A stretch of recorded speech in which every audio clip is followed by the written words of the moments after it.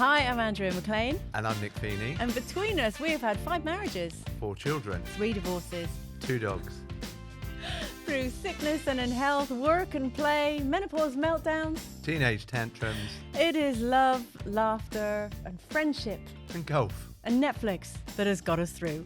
And we would like you to join us as we attempt to. Master midlife. Now, the theme of today's show is overcoming almighty fuck-ups. That is the theme of today's show. And the reason for that is because we watched the Beckham documentary, which I'm sure so many of you did. And while they really did overcome some almighty fuck-ups, whether it was career-wise, relationship-wise, and this sort of thing. So we have invited the incredible Jane Dockerill, who is going to be joining us to talk through that from a coaching and an expert perspective. So really looking forward to that. And you'll be really grateful to know that we're not going to be talking about our almighty fuck-ups because we don't have a long enough podcast to talk about that with us. I was worried what you're going to say then.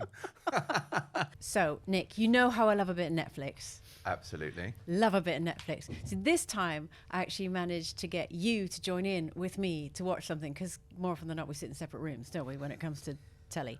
But this time round, we were united in a Manchester fashion.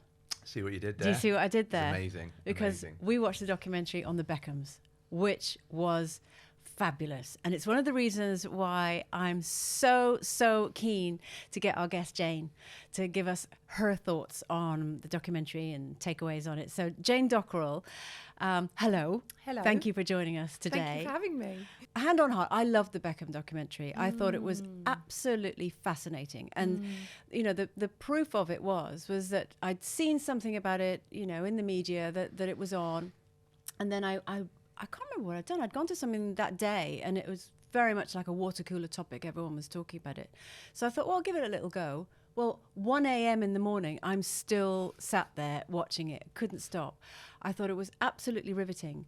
And for me, the one of the things that I wanted to talk about today, because obviously we're approaching it from a midlife perspective, was the idea that the Beckhams went through a very, very stressful time around about the time when there was alleged infidelity. It's never confirmed or denied in the documentary, but there was infidelity, and they made the decision to stay together.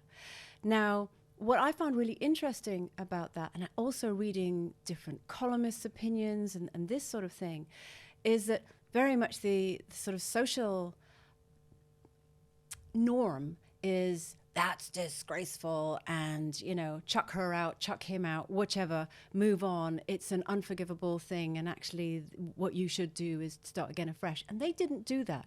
And they stayed together and seemed to be such a strong, loving unit. And I found that really remarkable and impressive, because as someone who has been on the receiving end of that, and also someone who I had an affair in my marriage, that was how my first marriage ended, I understand that it's a lot more complicated than people think. It's not as glib as people think. So I was interested to hear your perspective on the dynamics of keeping a family unit together after what I like to call an almighty fuck up. You know, in their instance, it was infidelity, but it could be something else. What's been your perspective on that in terms of the work that you do with children and with families? I agree with everything you're saying about the documentary, and I had the very similar feelings from all of it. For me, in terms of a professional point of view, anything that creates pain in a family unit, disconnect, a period of uncertainty, children and young people are energetic forces and they feel it. So it doesn't matter what you say to them, they feel it. So you can say, we're okay, we just had a bad day. You can pacify as much as you like, but they know it. They know it. So, and the evidence is that children hear more when they're asleep than they do when they're awake. No. Oh, yes. So, you know, all these people... That's a worry. Well, we're going back to my years at frontline social care when I was working with domestic abuse, and people would say they don't hear it, we argue at night. sadly they do. So in terms of advice, I would always say to people, acknowledge it, and be really honest. So when people will say, let's be honest, if you think back to your divorce and what you had to tell your children and young people, no one wants to tell them adult stuff, right? Because you can't hit the rewind button. You can't then take back the adult head you're about to put on their shoulders. So I always say to families, when there's moments of pain, you have to heal. So acknowledge the facts. Things are tricky right now. We are trying. We're doing the best we can. Don't commit to future long term. We're doing one step at a time and we're committed. We genuinely want to try to make this work. We have the best intentions, but we're navigating new territory. There's some pain here. We're both pretty uncomfortable. There's some uncomfortable feelings here. We're both feeling pretty in places we've probably never felt before. So bear with us. We will tell you what we can. We will share with you what we can. And we will also tell you if you need to worry. But for the time being, we're doing the best we can. And you are our priority. And this family unit is our priority. And this is why we're going to go through this journey to heal, to look at this pain, to look at whatever steps they need to take as a couple to work forward and work through that. That's such beautiful advice. And I'm reflecting back in my circumstances. It was a very, very long time ago, and I know that for me, I felt so sick with guilt that I would do anything to smooth things over, to keep things as good as they could possibly be. And actually, what I ended up doing was I shouldered the full burden of responsibility for everything, which I know now with hindsight. It's clearly, I mean, I knew at the time it was not all on me, but I was prepared to do that for the sake of keeping things ticking along nicely. But that must be really challenging if both of you aren't on the same page, because there's so much pain and hurt involved. And Nick, you know, you're staying really quiet on this. I just wondered what your perspective was on it. Got nothing to say. No, do you know what? There's a couple of things on there. You know, I also had an affair that ended my long-term relationship, and I look back on how I was in that, and without going into details into why I did it, because there will people listening to this that will go, anyone that has an affair is a bastard, anyone that does that is out of order and all that, and the hurt it causes is.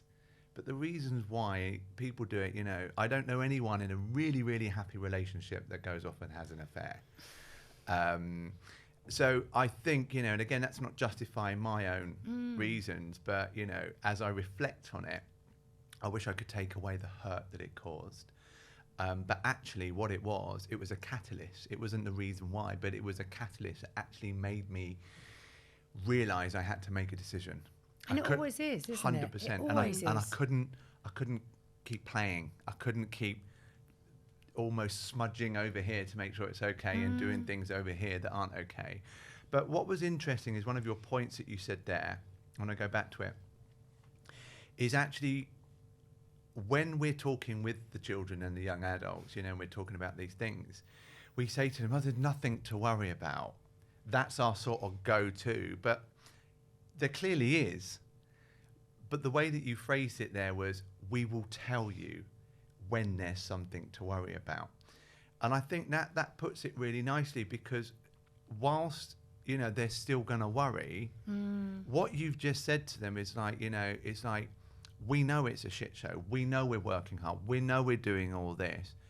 But we are intentionally going to be trying our best, because our goal is to stay together and repair the damage that's been done in this moment, which is probably what the Beckhams did. Yeah. You know, they decided their lives would be better working it out, and hopefully having a future together rather than actually just calling it a day, which again is on them. That's their choice.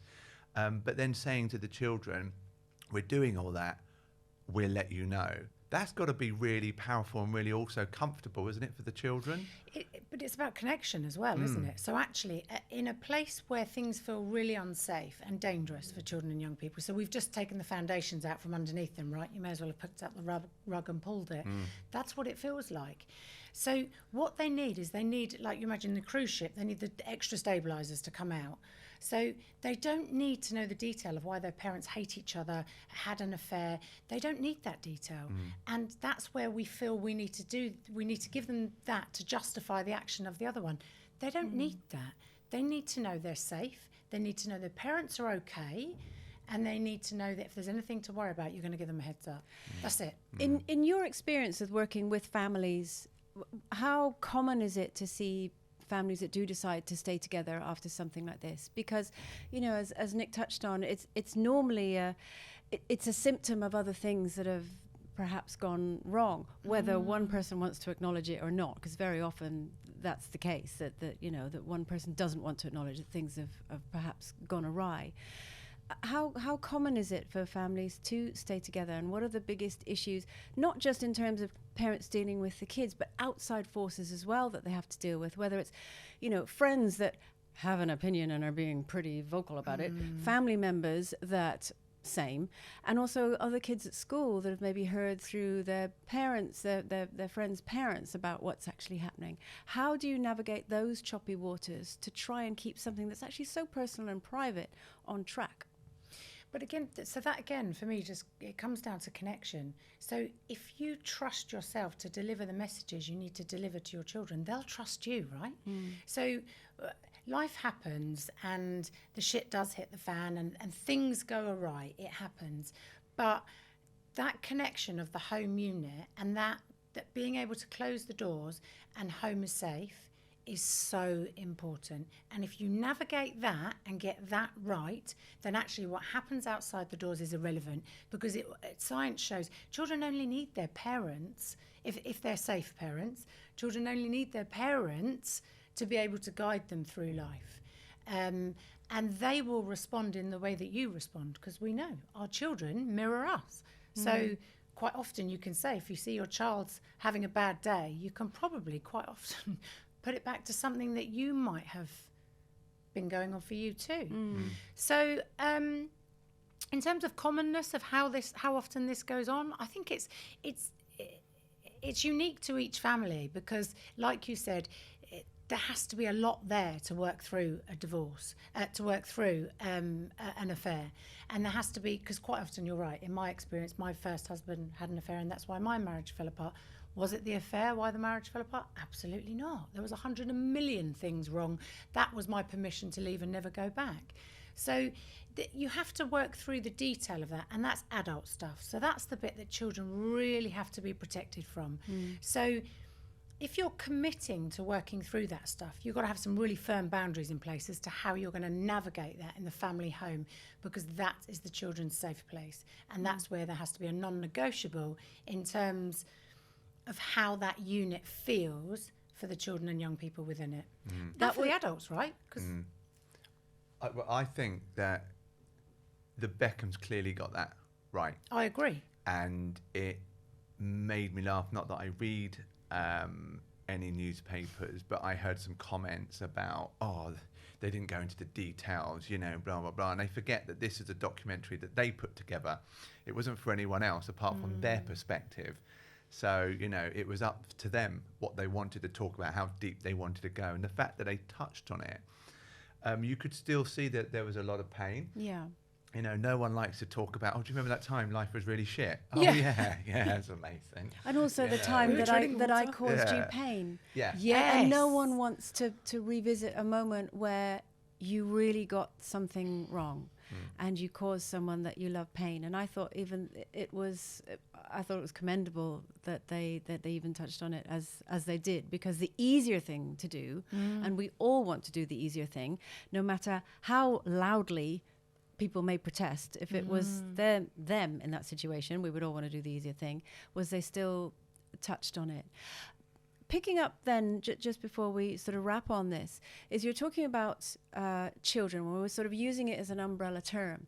But clearly, if the age of the children really plays a factor in terms of how much you tell them, how much they need to know. Because if they're really weeny, like for example, my son was under 2, so he clearly did not need to know details other than that he was very loved.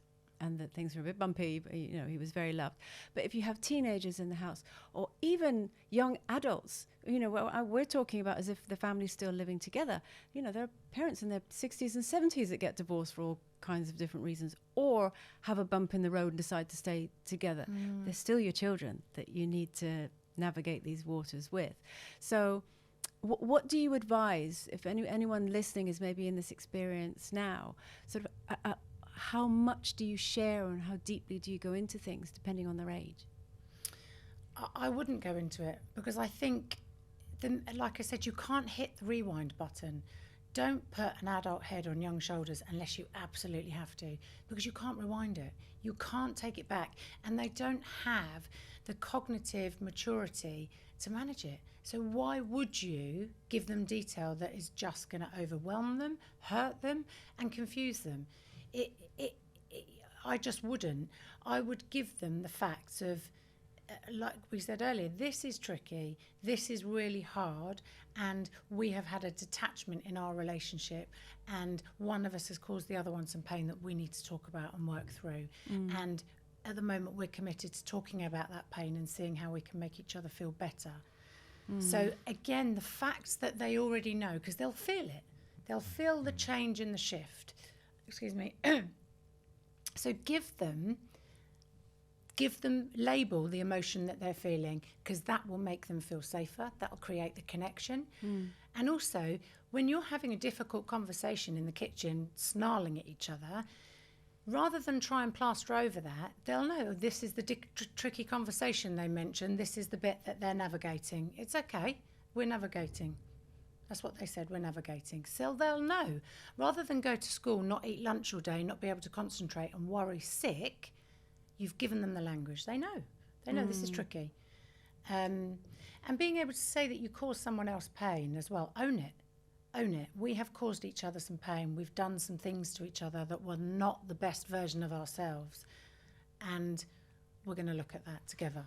Yeah, I think that's the biggest thing. Whether you are looking to stay together or not, is take responsibility for who you are and who you weren't.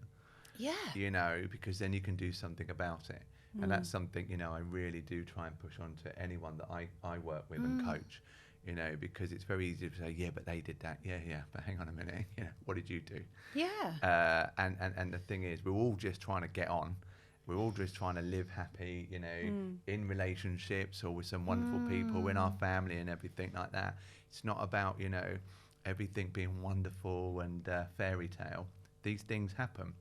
That connection, communication, and responsibility. I think some amazing points there. Can I put you on the spot then and ask you what? Jane. What? No, not Jane. You, He's young man. Is it the Fifth Amendment? You're going to take the fifth. What would you say that either your biggest learning from it or biggest takeaway, or moment of self-reflection in that? Do you know what? I really got that bit wrong. Because all we can do as we move through life is look at the bits that we got wrong and think, do you know what? And I don't mean the obvious. I mean, you know, all the bits around it, that I will make sure that I never do that again. Yeah.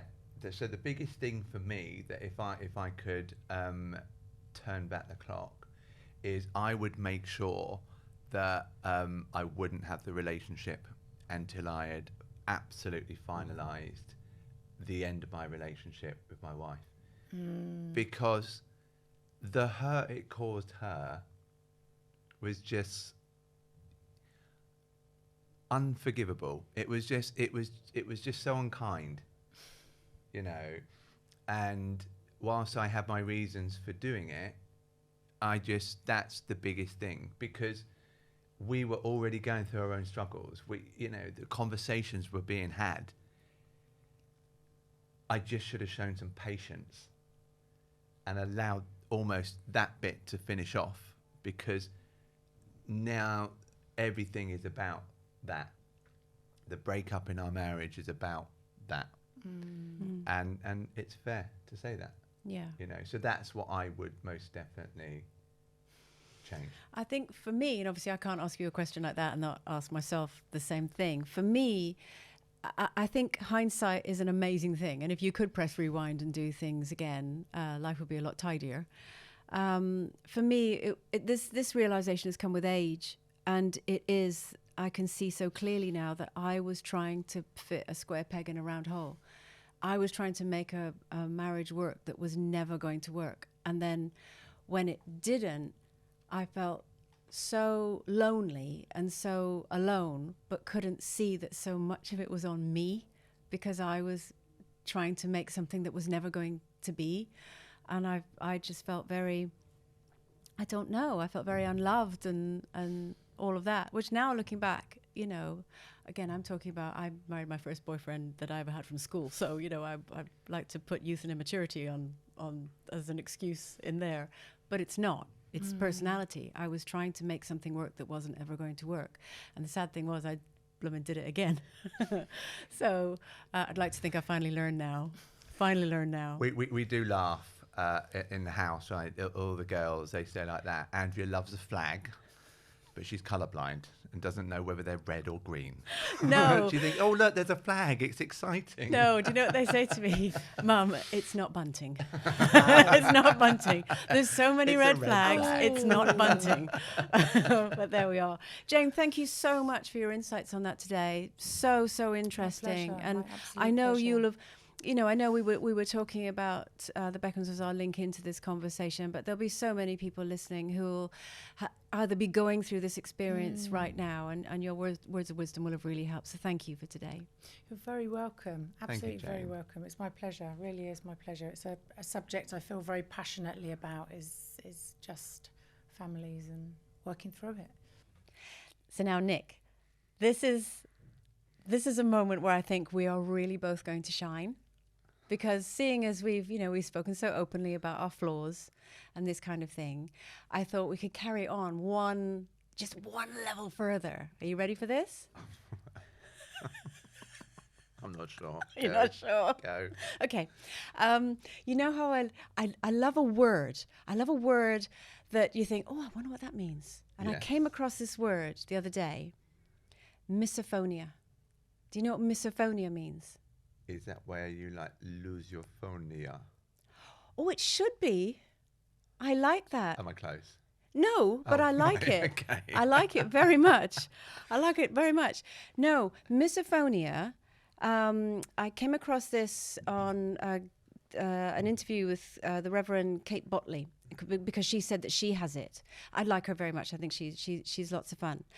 And I didn't know that there was actually a word for this. So misophonia is when you absolutely cannot stand it when people chew too loudly. Rage.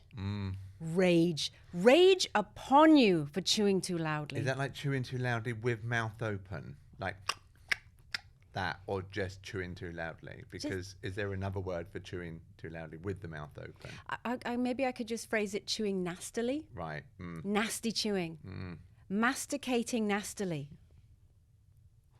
There's a better word. Say that again. You nasty masticator. But I remember, Sorry, hang on. I remember when I was a teenager. Right. I'm really scared of what you're going to say now. I first heard that word, mastication. Yeah. And we all know what it sounds similar to. We do. Oh, my God. Lots of fun with that word. Oh, my God. We thought we were so smart. We try to throw it in every sentence. I bet there's a word for that. Really annoying teenagers who hear a word that sounds like a rude thing and bring it into conversation. There is, but I won't say it. Okay. Yeah. No, I remember years ago going out to dinner with someone, and he was quite an important gentleman, and it was a business lunch, and he ate so horribly that I just thought, even if you offer me this job, I can't take it because I can't work with you, because he ate so loudly and with his mouth open. It was disgusting. It was just disgusting. Do you just think it's around table manners? No, I think some people don't know they do it. You know, it's even just, you know, people who eat chewing gum loudly, or because that's not table manners. It's just general kind of thing. It's something that really, I find it rage inducing. I get really quite cross about it. But when I heard about this word and I thought about, how ragey I got, I actually realized how ragey I get about so many things. This just kind of tipped me over the edge. I was like, oh gosh, I actually get quite cross about quite a few things. Is this going to turn into a therapy session, or is this where I should be honest about some of the things that you get ragey about that you aren't aware of? Or no, I think What do you mean that I'm not aware I of? think I should just shut up. No, now. would This is you? where I No. just listen now, isn't it? And go, yes, darling. Stop pretending you're that guy. What do you mean things that I'm not aware of? I think I'm aware of everything that You do I get don't ragey like. a lot. You love a little rage, don't you? I mean, they're quite short rages. They don't go on for that long. You They're don't like little lose, bursts. You don't lose your bloody mind. But, No. Well, sometimes you do get a little excited. Okay, with what your else rage. do I get ragey about? But just noise in general sometimes. Oh, yeah, You're super sensitive to certain noises. that's true. And also high-pitched noise. So, for clarification, we have foxes in our garden, and I bought, those things that you put in the garden? I can hear them. I can hear them. They drive me mad. Because she's a fox. Because I'm a... dum, dum, dum, dum, dum, dum. I am, foxy. No, I think I just am on a very weird Is that level. Foxy Bingo, by the way? That music No, that you Wayne's just did? World. Do you Oh, remember right, Wayne's okay. World? I thought that's really not Foxy. I look more my teeth. I look more like a rabbit. That was terrible. That was terrible. No, do you remember we went into a certain juice place? Mm-hmm. Losing my mind again because there was music on really loudly. There was a machine that was beeping nonstop, and people were just talking over the top of it. And I was like, they need to turn that thing that's beeping. They need to turn off that thing that's beeping, and please, someone turn the music down. I'm very sensitive. Yes, you are. I am. Okay, go on then. What else makes me rage? I think we'd say that for another podcast. Or what don't you like then? What don't I like? What gets to me? Do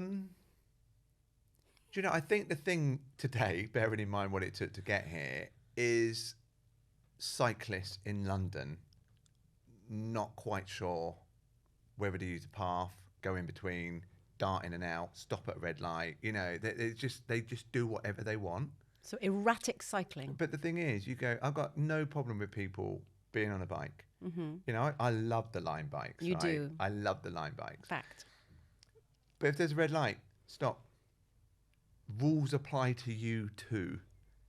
And that, to me, I just think, I see some stuff where they try and squeeze in between bloody a bus and a car, and you're just, oh my God, oh my God, oh my God.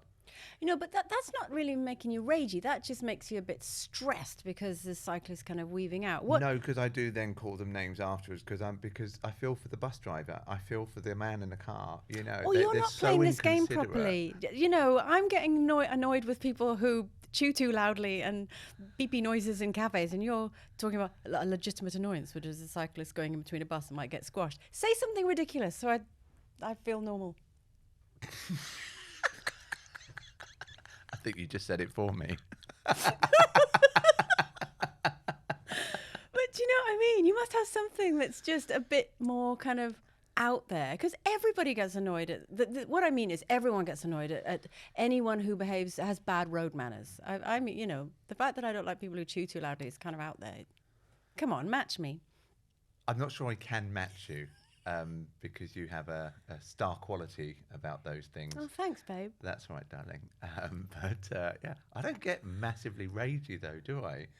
Actually, hang on. When we go for a walk, and you walk like a bloody nana, and you tell me to slow down because you walk backwards. You walk too fast. That's how slow you are. No, you walk too fast. That gets me ragey. I know. It's the only... I was going to say the only thing we row about. No, we row about other things. When you drive too fast and you walk too fast. Yeah. They're the only things that we end up having a row about. I don't walk too slow. You walk too fast. Yeah. I think we're going to start walking alone. I walk too slow. You walk too fast. We walk alone. Shall we leave it there? I think so. I think that is a perfect place to wrap up. Wonderful. Wonderful. Well, thank you. Yeah, thank you. And thank you, Jane. And thank you for listening. Thank you for those of you who have been watching. And that is it for this episode of Mastering Midlife. Join us next time as we continue to crash through and try and find our ways to Master Midlife.